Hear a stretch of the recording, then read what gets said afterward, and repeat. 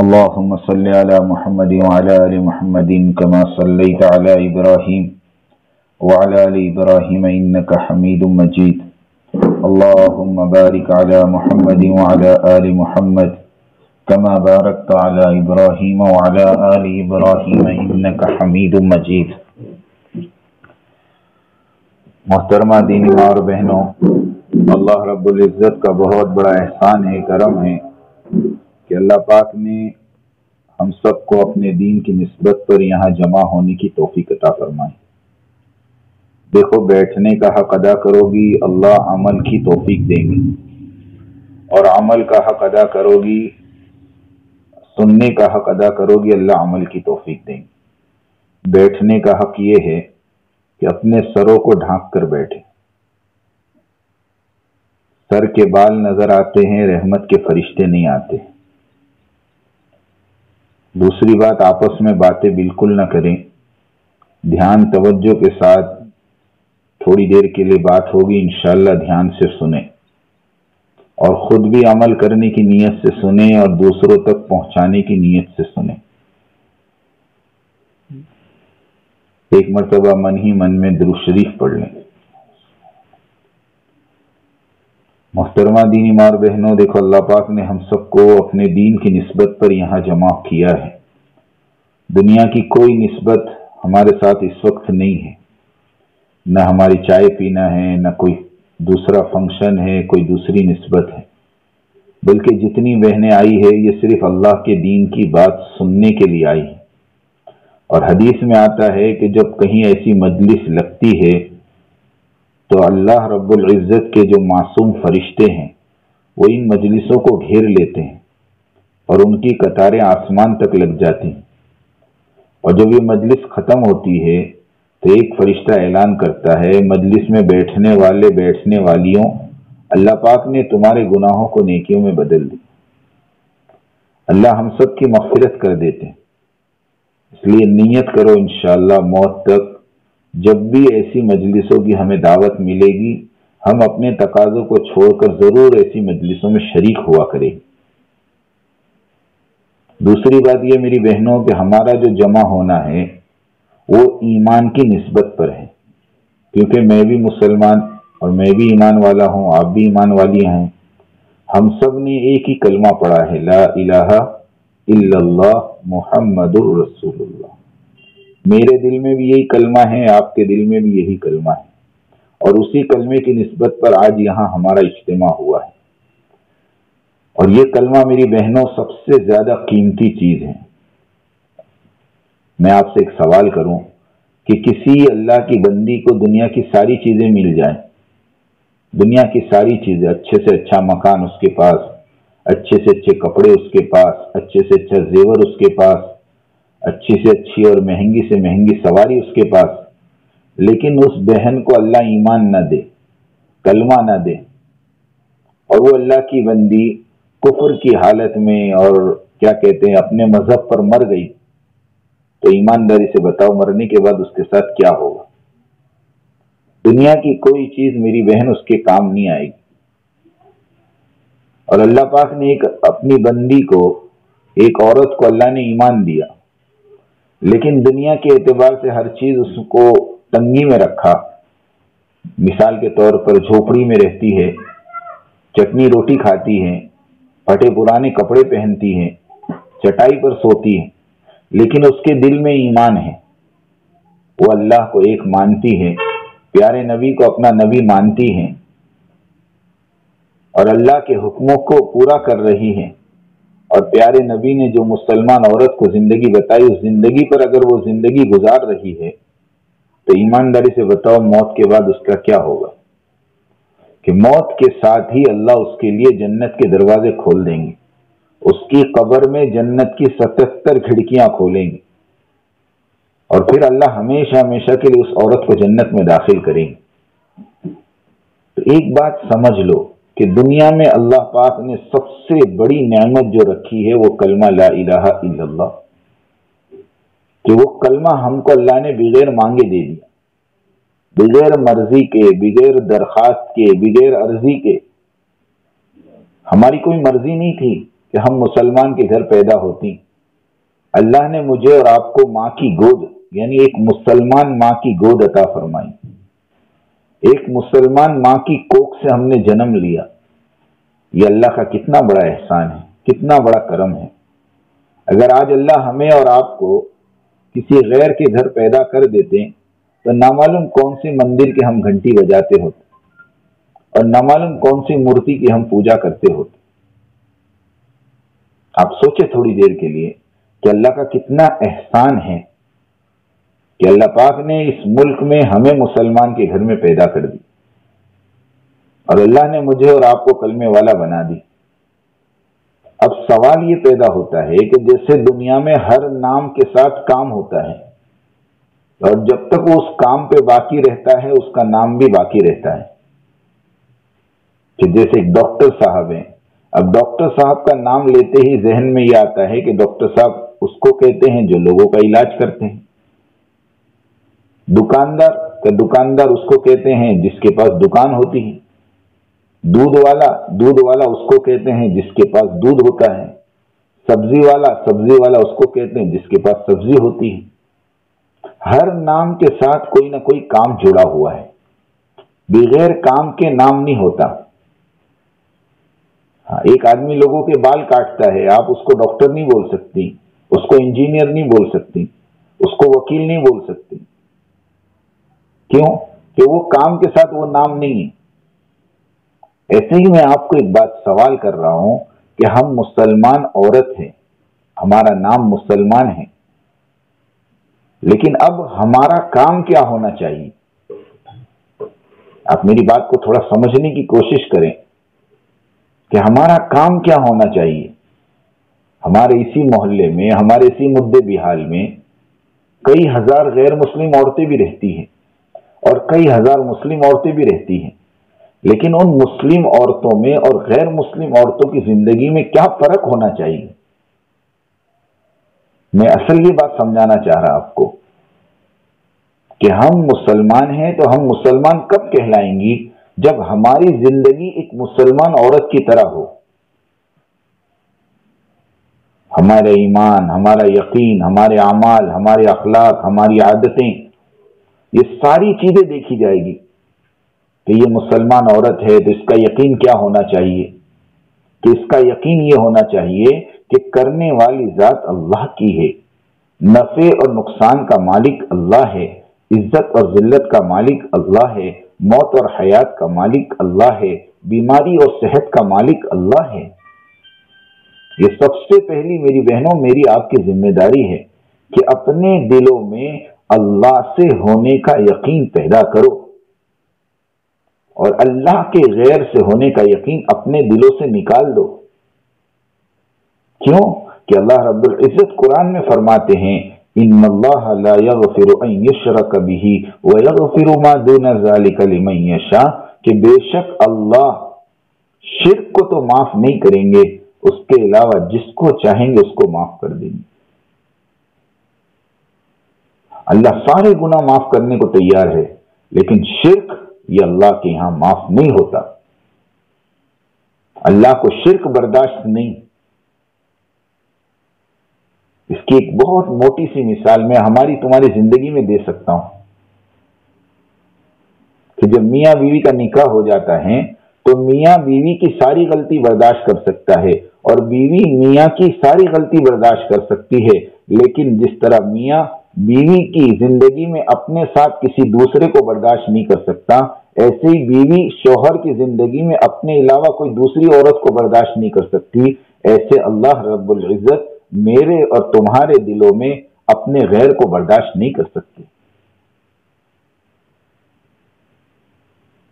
حسن بصری رحمت اللہ علیہ بہت بڑے اللہ والے گزرے، ان کے پاس ایک عورت آئی اور اس عورت نے آ کر کہا کہ مجھے ایک فتویٰ لکھ کر دیں، میرا شوہر دوسری شادی کرنا چاہتا ہے۔ حضرت نے منع کر دیا کہ میں ایسا فتویٰ نہیں لکھ سکتا۔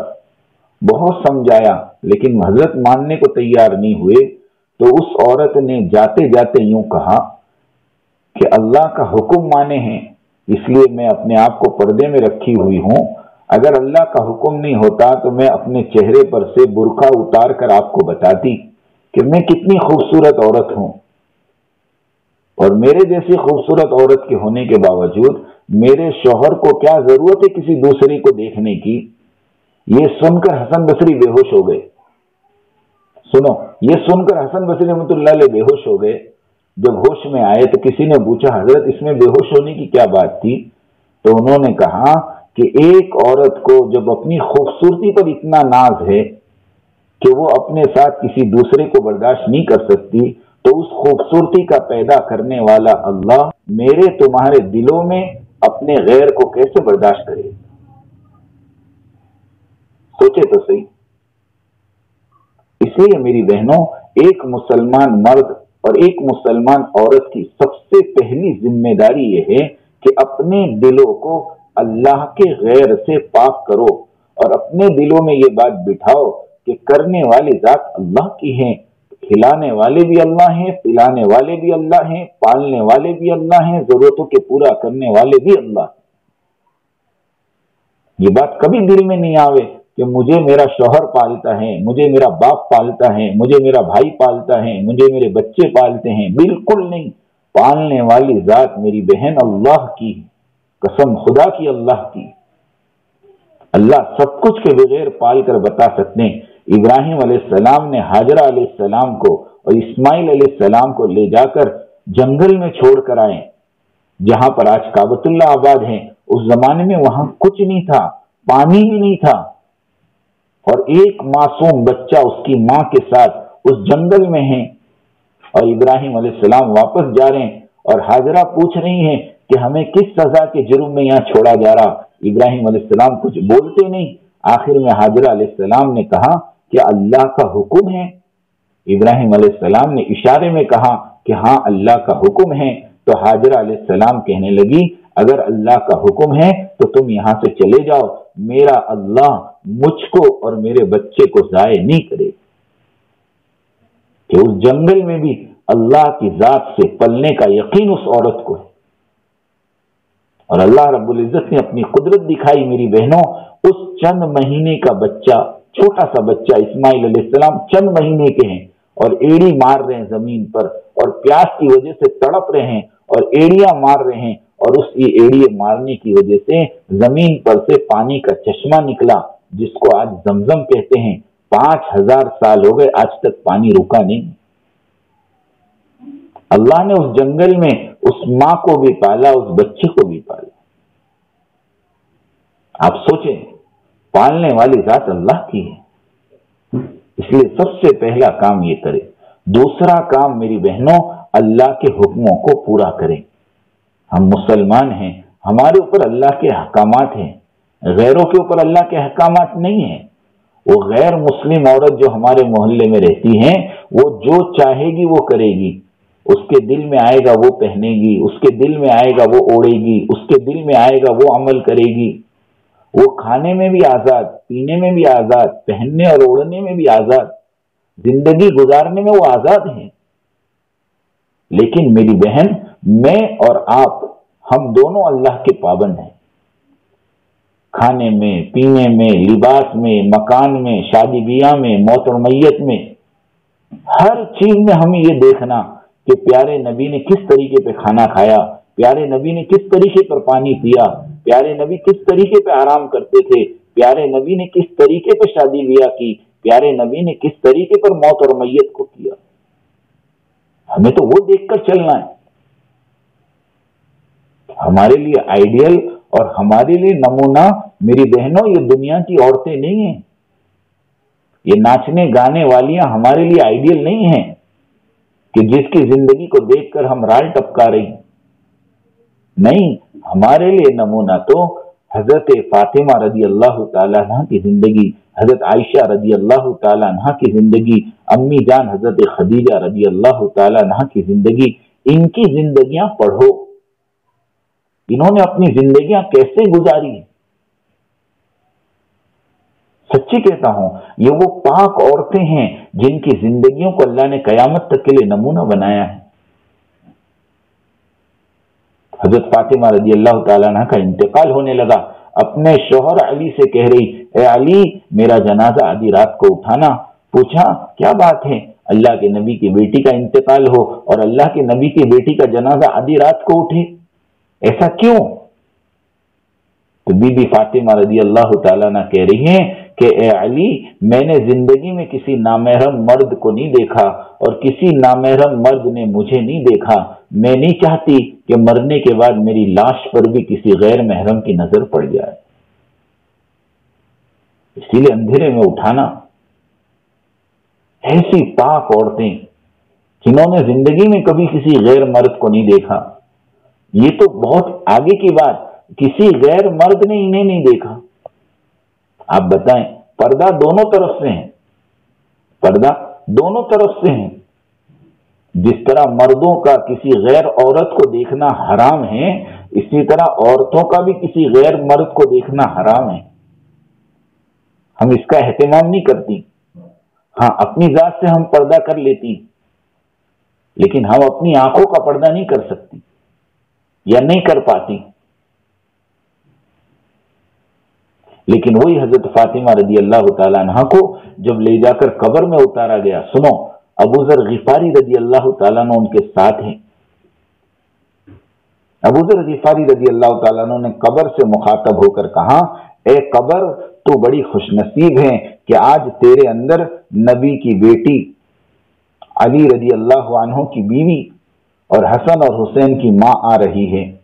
اللہ رب العزت نے قبر کو بولنے کی طاقت دی اور قبر میں سے آواز آئی، اے ابو ذر یہاں خاندان بیان نہ کر، یہاں تو اعمال دیکھے جاتے ہیں، اعمال، جس کے اعمال اچھے ہوں گے اس کے ساتھ میرا معاملہ اچھا ہوگا۔ آپ سوچیں، اتنی بڑی عورت جس کو اللہ کے نبی نے کہا کہ فاطمہ، فاطمہ تو میرے جگر کا ٹکڑا ہے، جس نے فاطمہ کو تکلیف پہنچائی اس نے مجھے تکلیف پہنچائی۔ اتنی مبارک ہستی قبر میں جا رہی ہے اور قبر کہہ رہی ہے یہاں سب نسب بیان مت کرو۔ آپ سوچیں، اتنی بڑی بڑی عورتوں کا یہ حال ہوا تو میری اور تمہارا تو کیا حال ہوگا۔ اللہ کے نبی کی ایک بیٹی تھی جس کا نام حضرت زینب رضی اللہ تعالیٰ عنہ، سنو ان کی کہانی۔ حضرت زینب رضی اللہ تعالیٰ عنہ جب مکہ سے مدینہ ہجرت کرنے کے لیے اپنی اونٹ پر بیٹھی تو کفار مکہ نے اونٹ کو گودا مارا، اونٹ بتکا اور یہ اونٹ پر سے نیچے کو گری اور نیچے چٹان تھی، اور چٹان پہ گرنے کی وجہ سے حضرت زینب رضی اللہ تعالیٰ عنہ کا حمل بھی ضائع ہو گیا، پیٹ میں 8 مہینے کا بچہ تھا، پیٹ میں بچہ مر گیا۔ اسی حال میں 400 کلومیٹر اونٹ پر بیٹھ کر مدینہ پہنچی، اور وہ ساری تکلیف اور وہ زخم ایسا زبردست ہوا کہ 8 سال تک وہ زخم میں تڑپتی رہی۔ اللہ کے راستے کا زخم ہے، اللہ کے راستے کی تکلیف ہے، نبی کی بیٹی ہے۔ لیکن جب حضرت زینب رضی اللہ تعالیٰ عنہ کا انتقال ہوا تو زینب رضی اللہ تعالیٰ عنہ کی جب نعش کو قبر میں رکھا تو اللہ کے نبی غمگین تھے، اللہ کے نبی کی آنکھوں میں آنسو تھے، اور خود اللہ کے نبی قبر میں اترے تھے۔ صحابہ کہتے ہیں ہم دیکھ رہے تھے کہ اللہ کے نبی کی آنکھوں میں آنسو ہیں اور اللہ کے نبی غمگین ہیں۔ پھر اللہ کے نبی نے آسمان کی طرف دیکھ کر کچھ کہا اور پھر مسکرائے اور پھر قبر کے باہر آ گئے۔ پوچھا اللہ کے نبی کیا بات ہے؟ پہلے آپ رو رہے تھے، غمگین تھے، پھر آپ نے آسمان کی طرف دیکھ کر کچھ کہا اور پھر باہر آ کر ہنسنے لگے۔ فرمایا کہ میری بیٹی پر قبر تنگ ہو گئی تھی، میں نے اپنے اللہ سے دعا کی تو میرے اللہ نے میری بیٹی کی قبر کو وسیع کر دیا۔ اب آپ بتائیں، ایسے عمل کے ساتھ، ایسی قربانیوں کے ساتھ، ایسے مجاہدوں کے ساتھ یہ عورتیں دنیا سے گئی، تو ان کی زندگیاں ہمارے لیے نمونہ ہے میری بہن۔ ہمیں ان کے جیسا تقوی لانا، ہمیں ان کے جیسی دینداری لانی، ہمیں ان کے جیسا مجاہدہ لانا۔ یہ دنیا کی چیزوں کے چکر میں مت، اچھا کھانا مل جائے، اچھے کپڑے مل جائے، اچھا زیور مل جائے، اچھا مکان مل جائے، اچھی گاڑیاں مل جائے، یہ تو اللہ نے دنیا میں کافروں کو بھی دیا ہے۔ اور خود اللہ فرماتے ہیں، سنو دھیان سے، خود اللہ فرماتے ہیں قسم خدا کی اس دنیا کی قیمت اگر ہمارے نزدیک ایک مچھر کے پر کے برابر ہوتی تو ہم ان کافروں کو ایک گھونٹ پانی نہیں دیتے۔ پوری دنیا کی قیمت میری بہن اللہ کے نزدیک ایک مچھر کے پر کے برابر نہیں۔ اب اس کے لیے ہماری آپس میں لڑائیاں ہیں، اس کے لیے آپس میں جھگڑے ہیں، اس کے لیے آپس میں حریفائی ہے، اس کے لیے آپس میں محنت ہو رہی، میرا مکان تیرے مکان سے اچھا، میری دکان تیری دکان سے اچھی، میرا کپڑا تیرے کپڑوں سے اچھا۔ یہ کوئی حریفائی کی چیز نہیں ہے، اور یہ کوئی کیا کہوں میں رسہ کشی کی چیز نہیں ہے۔ یہ تو اللہ نے کافروں کو بھی دیا ہے۔ حریفائی اور رسہ کشی تو اس میں ہونی چاہیے کہ میری نماز اچھی سے اچھی بنے، میرا روزہ اچھے سے اچھا بنے، میری تسبیح اچھے سے اچھی بنے، میرا قرآن اچھے سے اچھا بنے، تاکہ مرنے کے بعد میری بہن یہ چیز کام آئے گی۔ آپ سوچیں اگر اللہ نہ کرے اللہ نہ کرے اللہ نہ کرے آج ہی میری موت آ گئی، میں یہی بات کرتے کرتے گزر جاؤں، یا آپ بات سنتے سنتے آپ کا انتقال ہو جاوے، تو ہمارے ساتھ دنیا سے کیا چیز ساتھ میں آئے گی؟ یہ گلے کا زیور اتار لیا جائے گا، کانوں میں سے بالیاں اتار لیں گے، ہاتھوں میں سے چوڑیاں اتار لیں گے، پاؤں میں سے چھلے اتار لیں گے، یہاں تک کہ میری بہنوں بالوں سے ریبن اور ربر بھی اتار لیں گے۔ کوئی چیز ہمارے ساتھ جانے والی نہیں ہے۔ سنو، وہی 5 کپڑے کفن کے جس کے اندر ہمارے گھر والے، ہماری بچیاں، ہماری بہنیں ہمیں غسل دے کر وہ 5 کپڑوں میں کفن میں لپیٹ کر جنازے میں رکھ کر ہمارے مردوں کے حوالے ہم کو کر دیں گے، اور مرد بھی قبرستان میں لے جا کر پہلے جنازے کی نماز پڑھ کر اپنے ہاتھوں سے قبرستان میں قبر میں اتار کر منومن مٹی کے نیچے دبا دیں گے۔ ہمارا بچہ اور ہمارا شوہر قبر کے اوپر کھڑے رہ کر ہاتھ جھاڑ دیں گے، گویا اپنی زبان سے یوں کہہ رہے تو جانے تیرا کام جانے۔ سچی بتاؤ کیا چیز ہمارے ساتھ آئے گی جس کے جمع کرنے کے لیے ہم محنتیں کر رہی، جس کے جمع کرنے کے لیے بہنیں بہن لڑ رہی، دیورانی جٹھانی کی لڑائی، ساس بہو کی لڑائی، بھابھی ننن کی لڑائی۔ آپ سوچیں آج جھگڑے کس پر ہو رہے؟ ایک جوڑا حج میں جا رہا تھا، میاں بیوی دونوں حج میں جا رہے تھے، وہ میاں میرے پاس آیا، اس نے کہا کہ میری بیوی کے پاس چلو، ذرا پردے کے پیچھے اس کو سمجھاؤ۔ میں نے کہا کیا بات ہے؟ کہا میں اور میری بیوی ہم دونوں حج کو جا رہے ہیں، خاندان کے سارے افراد سے ہم مل کر آئے۔ جاتے ہیں لوگ حج پر جانے سے پہلے گھر کے اور خاندان کے سارے لوگوں سے ملنا ہوتا ہے، کہتے سب سے مل لیے مگر یہ اپنی ماں سے ملاقات کرنے کو تیار نہیں۔ مجھے بڑا تعجب ہوا، میں نے کہا ہم نے ایسے واقعات تو بہت سنے ہیں کہ بیٹوں نے ماؤں کو چھوڑا ہے، لیکن لڑکیوں نے ماؤں کو چھوڑا یہ تو بہت کم سننے میں آتا ہے، بلکہ کوئی شاذ و نادر واقعہ سامنے آتا ہے۔ میں نے ان سے پوچھا کہ ٹھیک ہے میں تمہاری بیوی سے پردے کے پیچھے بات تو کر لوں گا، لیکن پہلے یہ بتاؤ کہ یہ جھگڑا ہے کیا؟ تو اس نے جو مجھے جھگڑے کی تفصیل بتائی بڑی عجیب بتائی۔ اس نے کہا کہ حضرت بات اصل میں یہ ہے کہ میری شادی کو آج 20 سال ہو گئے، میری شادی کو 20 سال ہو گئے، لیکن 5 سال پہلے میری چھوٹی سالی کی شادی ہوئی، اور ہماری شادی کے وقت ہمارے ساس اور سسر کی حالت تھوڑی کمزور تھی، غریب تھے بیچارے، تو انہوں نے اپنی حیثیت کے مطابق جو کچھ دینا تھا اپنی بچی کو دیا، لیکن اب اللہ نے ان کو تھوڑا مال دے دیا ہے، ثروت دے دی، تو اب چونکہ گھر کی آخری بچی کی انہوں نے شادی کی تو تھوڑا دھوم دھام سے شادی کر دی، اور تھوڑا جہیز میں سامان زیادہ دے دیا۔ آج 5 سال ہو گئے میری بیوی اپنی ماں کے گھر نہیں جاتی، وہ کہتی تم نے مجھے نہیں دیا اس کو کیوں دیا، مجھے تمہارے سے کوئی تعلق نہیں رکھنا۔ آپ سوچیں تو صحیح، کس مال کے لیے ہماری لڑائی؟ جس مال کے بارے میں اللہ کے نبی سے اللہ نے کہا اے نبی جی اگر آپ کہیں تو مکہ کے پہاڑ سونے کے بنا کر آپ کے ساتھ چلائیں، اللہ کے نبی نے فرمایا نہیں، اے اللہ میں تو یہ چاہتا ہوں کہ ایک دن کھانا کھاؤں تو تیرا شکر ادا کروں اور دوسرے دن بھوکا رہوں تو صبر کروں. اللہ کے نبی چاہتے میری بہنوں تو مکہ کے پہاڑ سونے کے بن جاتے, ساری بیویوں کو زیور پہناتے. اللہ کے نبی کر سکتے تھے, پھر کیا ضرورت تھی اپنے گھروں کو فاقے میں ڈالنے کی اور اپنے گھروں کے چولہے بجھانے کی. امی عائشہ رضی اللہ تعالیٰ عنہ کہتی ہیں 3 مہینے گزر جاتے ہمارے گھروں میں چولہا نہیں جلتا. پوچھا کیا بات تھی, کیا بات تھی؟ پھر آپ کا گزارا کس پر ہوتا تھا؟ فرمایا اسودین, 2 کالی چیزوں پر, ایک کھجور اور ایک پانی. کسی نے پوچھا کھجور تو کالی دیکھی ہے, پانی کالا کیسے ہوتا تھا؟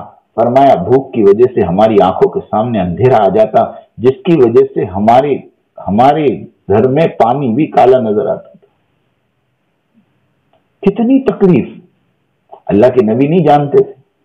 ارے میرا نبی تو ایک دعا کرتا نا تو قسم خدا کی جنت سے دسترخوان اتر جاتا. ہاں, اللہ کے نبی نماز پڑھا رہے اور نماز کے اندر حسن اور حسین کے رونے کی آواز آئی. سنو, حسن اور حسین کے رونے کی. بس حضرت فاطمہ کا مسجد سے گھر لگا ہوا تھا, ایک ہی دیوار تھی بیچ میں. نواسے کے رونے کی آواز نے اللہ کے نبی کو بے چین کر دیا. اللہ کے نبی نے جلدی نماز کو پورا کیا اور سلام پھیر کر مسجد سے باہر نکلے. اب مسجد سے باہر نکلے اور جا کر حضرت فاطمہ رضی اللہ تعالیٰ عنہ کا دروازہ کھٹکھٹایا. حضرت فاطمہ رضی اللہ تعالیٰ نے دروازہ کھولا.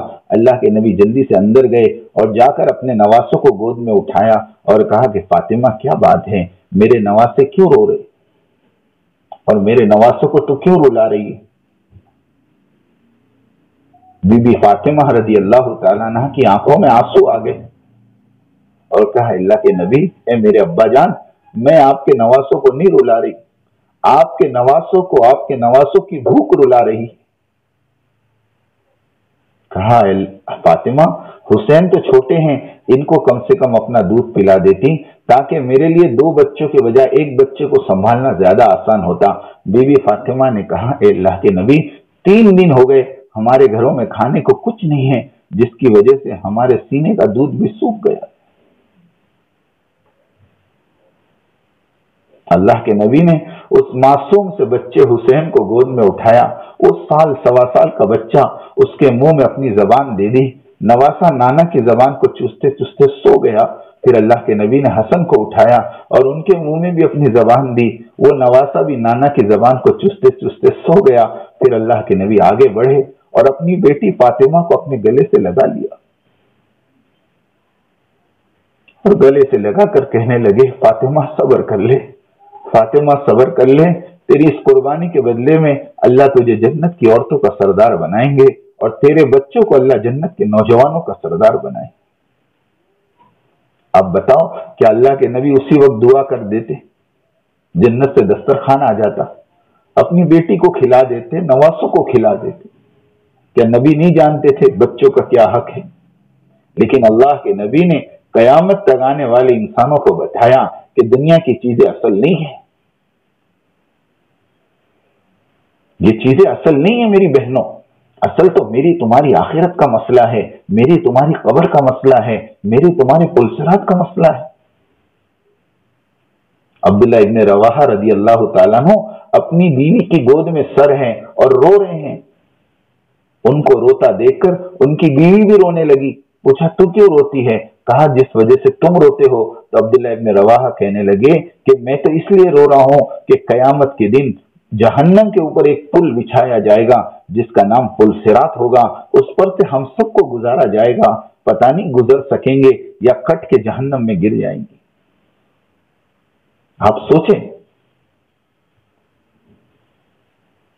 کہ میاں بیوی ساتھ میں ہیں اور سوچ آخرت کی ہیں. اللہ معاف کرے, یہ سوچ ہماری مسجدوں میں بھی نہیں, ہماری مصلی پر بھی نہیں ہے. ہم نے آخرت کو بھلا ہی دیا ہے. ہم نے ایسی زندگی گزاری ہے, معاف کرنا میں آپ کو نہیں کہہ رہا, ایک جنرل بات کر رہا ہوں. ہم نے ایسی زندگی گزاری ہے جیسے ہمیں مرنا ہی نہیں, آخرت کی کوئی تیاری نہیں کرنی. جی کر کتنا جی لوگی؟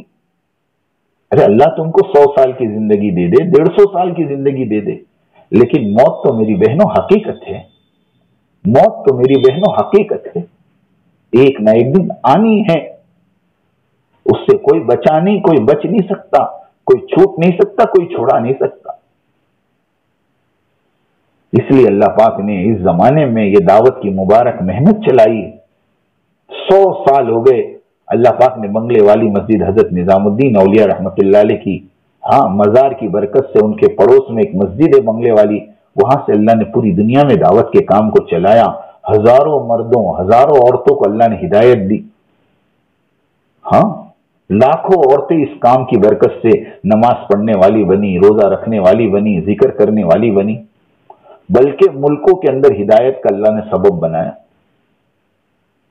ہمارے بمبئی کی 2 ڈاکٹرنی ہیں، میں نام نہیں بتاتا، ان کا نام بتانا منع ہے عورتوں کا، اس لیے میں ان کا نام نہیں لیتا، لیکن وہ 2 ڈاکٹرنی اللہ پاک ان کو جزائے خیر دیں، انہوں نے ملکوں میں جا کے کام کیا، پورے انگلینڈ کی عورتوں کو دین پر لانے والی وہ ڈاکٹرنی۔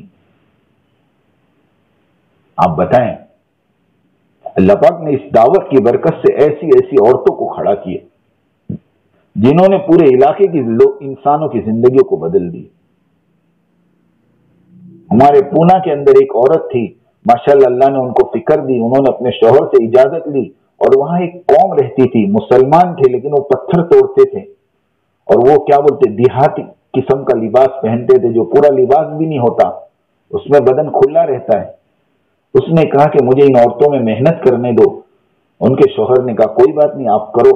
اس نے دھیرے دھیرے ان سے دوستی کی، ان کو اپنے قریب کیا، اپنے گھر بلائی، چائے پلایا، ناشتہ کرایا، اور پھر ان کے ساتھ محبت کے ساتھ پیش آئی، تو وہ ساری عورتیں ان کی مرید ہو گئی، آپا آپا کرنے لگی۔ پھر اس نے کہا کہ دیکھو ایک کام کرو، پہلی کام تو یہ کرو جو تم شراب پیتی ہو، وہاں عورتیں بھی شراب پیتی تھی، کہا تم یہ شراب چھوڑ دو، یہ اچھی چیز نہیں۔ وہ ساری بہنوں نے اس عورت کے ہاتھ پر ہاتھ رکھ کر قسم کھائی کہ بہن آج کے بعد ہم شراب نہیں پیئیں گی۔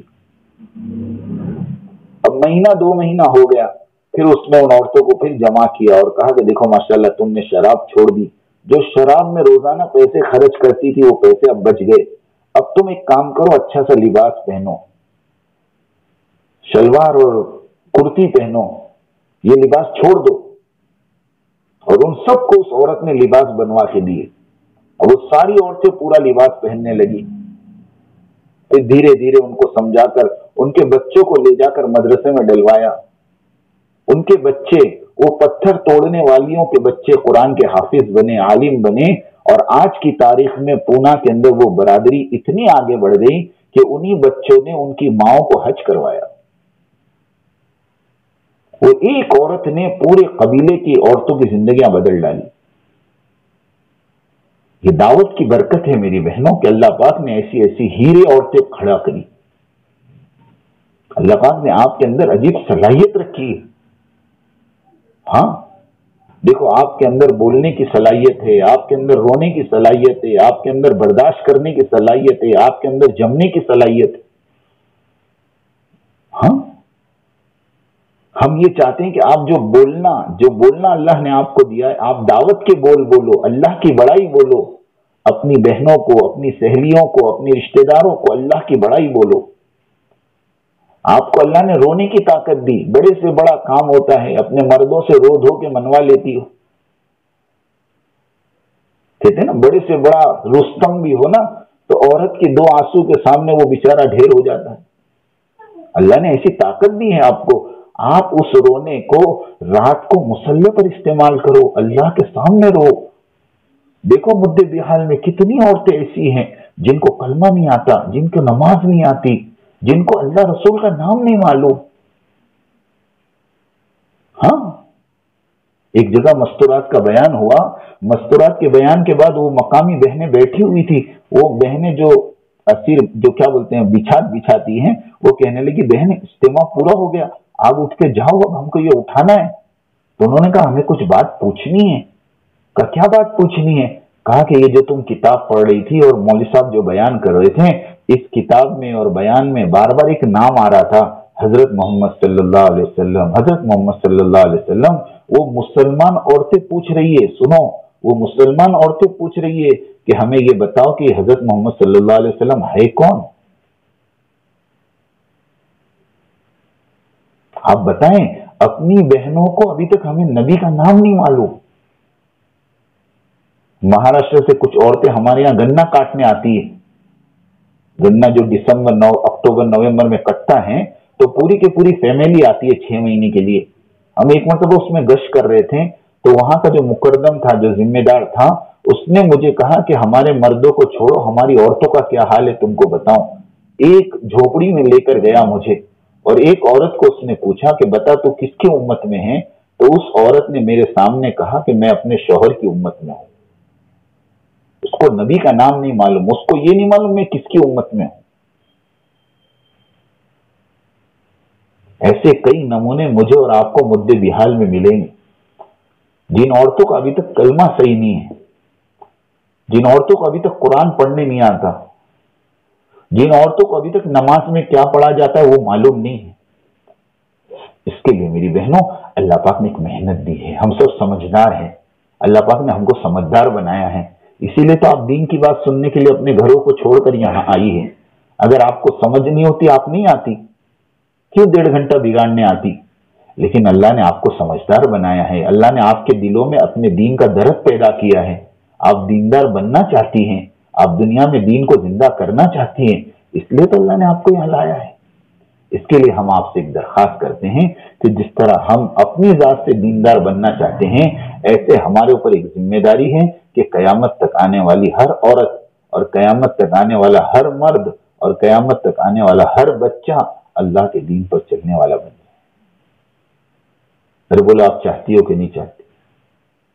इसके लिए क्या करना पड़ेगा? अब मैं और आप अपने अपने घर में बैठे रहें और अल्लाह का दीन दुनिया में जिंदा हो जाए, तो कभी हुआ ही नहीं। हाँ, मैं अक्सर कहता हूं, मर्द कमाने में मशगूल, औरतें पकाने में मशगूल। सुबह से शाम तक मर्द की एक ही फिक्र है कि मैं कैसे अच्छे से अच्छा कमाऊं, और सुबह से शाम तक औरतों की एक ही फिक्र है कि क्या पकाऊं। दोपहर का खाना खाते खाते दस्तरखान पे पूछती है शाम को क्या करेंगे, क्या पकाएंगे, कुछ समझ में नहीं आता क्या पकावे। बस एक ही फिक्र है, पकाना पकाना पकाना पकाना। पूरे दिन में आप अपना हिसाब लगाओ, मैं समझता हूं 24 घंटे में से 8 घंटे तो किचन में गुजरते हैं, 8 घंटे आराम में गुजरते हैं। अब बताओ, 2/3 जिंदगी तो हमारे खाने पीने में गुजर जाती। अल्लाह की कसम खा के कहता हूं, हम इसके लिए दुनिया में नहीं आए। न मर्द कमाने के लिए आया, न औरतें पकाने के लिए आई। ये तो एक जरूरत की चीज है। अल्लाह ने इम्तिहान के लिए मर्दों को कमाने पे लगाया, औरतों को पकाने पे लगाया, लेकिन इसमें से अपना वक्त निकालकर अल्लाह के दीन की मेहनत करो, खुद भी दीन सीखो, अपने रिश्तेदारों को, पड़ोसियों को दीन सिखाओ, अपने मोहल्ले में जो तालीम होती है उस तालीम में जुड़ो, रोजाना अपने घरों में तालीम करो, अल्लाह के रास्ते में 3-3 दिन और 10-10 दिन के लिए निकलो, ताकि तुम अतराफ में जाओगी और अतराफ में जाकर देखोगी मुसलमान औरतों का क्या हाल है। ये तो आपका मुद्दे बिहाल शहर है, इसके अतराफ में 92 देहात है, 90 पे 2। उन देहातों में जाकर देखो कि मुसलमान औरतें कैसे जिंदगी गुजार रही। अभी कल या परसों की बात है, एक साथी ने मुझे बताया कि आशूरे का रोजा हमारे गांव में रखे, तो उन्होंने कहा कि आशूरे के रोजे में चाय भी पी सकते और पानी भी पी सकते। अब बताओ, यहीं की कारगुजारी कल की, किसी ने गांव में बात कर दी कि आशूरे का रोजा रमजान के रोजे जैसा नहीं है, ये रोजे में तो आप चाय और पानी पी सकते, खाना नहीं खा सकते। अब लोगों ने ऐसे भी रोजे रखे। अब बताएं, अब इनको कौन समझाएगा? इसके लिए अल्लाह ने हमें आपको जिम्मेदार बनाया है। इसके लिए मेरी बहनों माशाल्लाह देखो, अभी 12 तारीख को रक्षाबंधन की छुट्टी है, 15 अगस्त की छुट्टी है, तो माशाल्लाह 2-3 दिन हमारी स्कूलों की छुट्टियां भी है। तो माशाल्लाह हम मस्तूरात की जमात बनाना चाहते हैं कि भाई 3 दिन की एक मस्तूरात की जमात बन जाए। अरफात मस्जिद से भी साथी तैयार है, मीना से भी तैयार है ना। ऐसे वक्त में क्या है, हम अपने बच्चों को भेज सकती हैं। 3 दिन की छुट्टी है, जुमेरात के दिन स्कूल से आ गए तो शाम को मामा के घर, नानी के घर, दादी के घर 3 दिन के लिए छोड़कर अपने शौहर के साथ मिलकर हम अल्लाह के रास्ते में 3 दिन यही मुद्दे बिहार के अतराफ के देहातों में जाओ, ताकि यहाँ के हाल तुम्हें पता चले, यहाँ के मुसलमान मर्द, मुसलमान औरतें किस हाल में जिंदगी गुजार रही। इनकी मस्जिदों में नमाज पढ़ाने वाला कोई नहीं, इनके बच्चों को मकतब पढ़ाने वाला कोई नहीं। अब ये तंगड़ की जोन में हमने अभी मशवरा किया, 8 बस्तियां ऐसी हैं जहां अजान नमाज नहीं होती। मस्जिद है लेकिन अजान नमाज नहीं होती, मस्जिदों में ताला लगा है, कभी कभार खोल लेते हैं, नमाज पढ़ लेते हैं, वरना नमाज नहीं होती। परसों हम मगरिब में बनोसी गए, बनासी में भी नमाज नहीं हुई। हमने नमाज पढ़ी, कहते यहाँ कोई आता ही नहीं। अब नमाज नहीं, मकतब नहीं, अब बताओ इन मुसलमान बच्चों का क्या होगा। इसके लिए मेरी बहनों, अल्लाह पाक ने एक मौका दिया है, छुट्टियां भी सामने हैं। एक तो पर्ची तश्कील कर लें, 3 दिन के लिए जो बहनें तैयार है ना, अपने मर्दों के नाम लिख दें, एहलिया फला एहलिया फला, और उसके साथ साथ मर्दों की भी जमात है माशाल्लाह, 3 दिन की भी जमात है और चिल्ले की जमात है इंशाल्लाह अगले महीने। तो उसके लिए बताएं। अभी माशाल्लाह हमारी जमात काम कर रही है अरफात में, वो अभी अहमदनगर जा रही है 14 तारीख को। माशाल्लाह इधर के भी एक साथी तैयार हुए हैं, और भी अगर कोई 14 तारीख से तैयार हो तो उसको हम अपने साथ ले जाएंगे चिल्ले में इंशाल्लाह। वो भी एक पर्चा बना ले कि 14 तारीख से चिल्ले में कौन तैयार है मर्दों में, ताकि उनकी मुलाकात कर लें, उनको समझाएं।